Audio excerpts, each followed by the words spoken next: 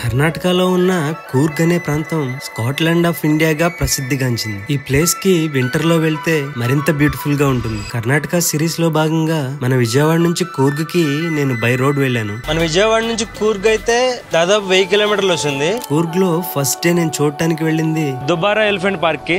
ఈ క్యాంప్ కి వెళ్ళటానికి ముందుగా బోట్ లో రివర్ ని క్రాస్ చేయిస్తారు. ఈవెన్ కావాలంటే ఇక్కడ రివర్ రాఫ్టింగ్ కూడా ఉంది. అలాగే ఇక్కడ ఎలిఫెంట్స్ కి నదిలో స్నానాలు కూడా చేయిస్తారు. తర్వాత నేను వెళ్ళింది మడికేరిలో ఉన్న గ్లాస్ బ్రిడ్జ్ కి. కూర్గ్ లో సన్సెట్ చూడడానికి బెస్ట్ ప్లేస్ రాజాసీ. ఇది మడికేరి సెంటర్ లోనే ఉంటుంది. సన్సెట్ టైమ్ లో ఈ ప్లేస్ అస్సలు మిస్ అవ్వద్దు. నెక్స్ట్ డే ఎర్లీ మార్నింగ్ నిద్రలేచి సన్ రైజ్ చూడటానికి నేను స్టార్ట్ అయ్యాను. ఇక్కడ మండల్పట్టి సన్ రైజ్ పాయింట్ అని ఉంటుంది. ఇక్కడ హైయెస్ట్ పీక్ పాయింట్ అది. సో ఇటు వెళ్తే కొంచెం ఒక 5 minutes లో అబ్బే ఫాల్స్ వస్తుంది.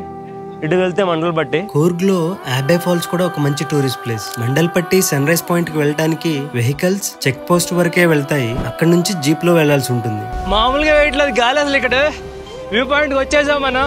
ఇక్కడ విజువల్స్ చాలా బాగుంటాయి. కూర్గ్ ఫుల్ వీడియో చూడాలంటే ఈ క్రింద ఉన్న లింక్ నొక్కితే ప్లే అవుతుంది.